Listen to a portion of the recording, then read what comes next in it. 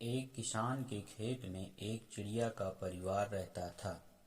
काफी दिनों से चिड़िया का परिवार सुखी सुखी जीवन व्यतीत कर रहा था। इधर गेहूं की फसल पक चुकी थी। किसान अपने बेटे के साथ अपने खेत पर आया और दोनों में चर्चा होने लगी कि यह गेहूं की फसल पक चुकी है, इसको अभी काटना है, नहीं तो यह खेत में ही खत्म हो जाएगी। कल मजदूर लेकर आते हैं और गेहूं को काटते हैं। यह सभी बातें चिड़िया का परिवार सुन रहा था। किसान और उसके बेटे के जाने के बाद चिड़िया ने अपने परिवार के साथ फैसला किया कि हम यहाँ से उड़कर किसी दूसरी जगह पर जाकर अपना घर बनाएंगे। चिड़िया अपने परिवार को लेकर दूसरी जगह जा रही होती है। रास्ते में उसे एक नदी के किनारे पर दो पेड़ दिखाई देते हैं।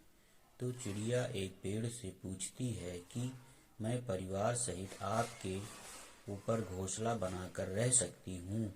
वह पेड़ थोड़ी देर चुप रहा और कुछ देर के बाद उस पेड़ ने मना कर दिया।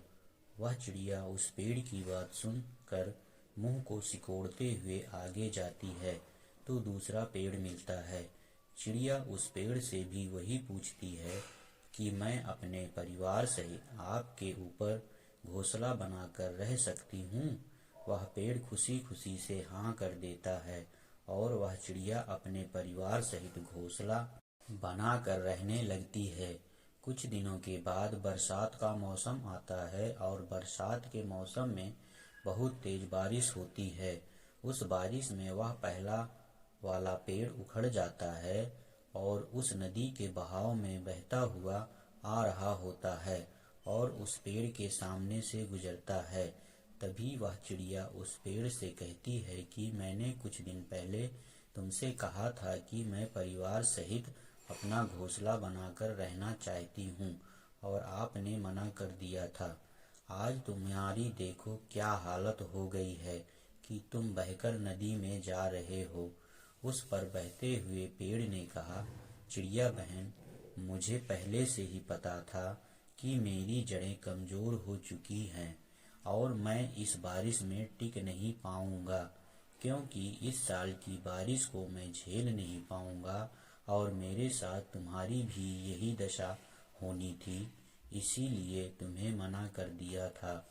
आज मैं तो बहकर जा रहा हूँ, लेकिन आप तो सुरक्षित हैं।